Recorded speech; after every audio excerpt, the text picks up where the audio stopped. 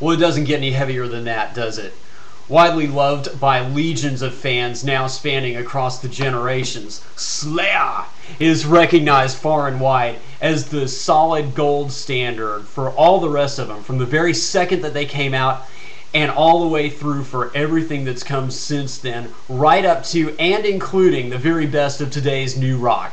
As a matter of fact, if you listen carefully to artists like Escape the Fate and Bless the Fall and others, and then go back and listen to this, I think you can definitely hear the seeds being sown for it right here. This came out in 1983. That means that if it were a person, it could be Max Green's parent. I discovered it when I was a child, and I was sifting through my parents' CD collection. It had probably been out for a little bit more than 10 years or so at that point. I flipped it back, and there's a picture of them on the back of the CD, and they looked like nothing that I had ever listened to up to that point. They looked evil. And as I read down the list of the songs, another one's called Die by the Sword, and I thought to myself, well, this must be the love ballad, I guess. Alright, I love this song because it has so many interesting changes on it. How about the scream he does right at the 3-minute mark on Freeze Your Burning Eyes? My God, it just sounds like it's been conjured up by the devil and vomited straight up out of the mouth of hell itself, doesn't it? I love it. I have identified, of all the heavy metal artists, I've identified this one, and I've identified this one album as a major turning point. Because before this, you had kind of this old guard of artists like Led Zeppelin and Black Sabbath and some others, but they were all fading pretty fast, except for Sabbath. They'd just gotten new life because they brought Dio on to be their new lead singer, and he was taking them to a much darker place, which was a good thing.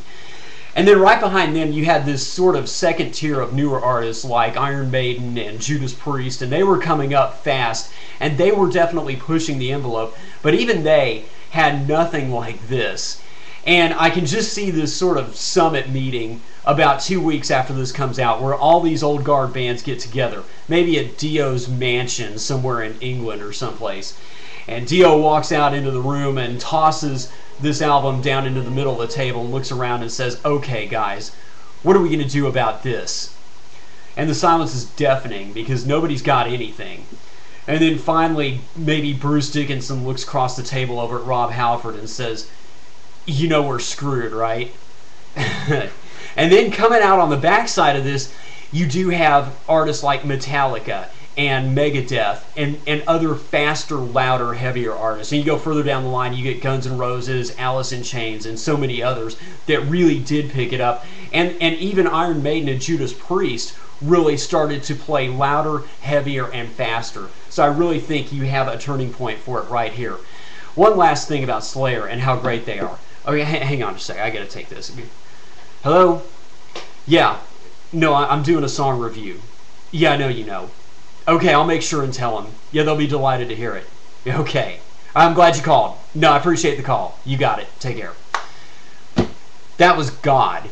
He asked me to make sure and tell you that he listens, and he enjoys Slayer as well. I can't give you a stronger endorsement than that. Thanks to all of you for watching. This has been your good friend Steve, coming out strong for the old school, because this morning, folks, it really matters. Slayer. Metal Storm, Face the Slayer, rock on.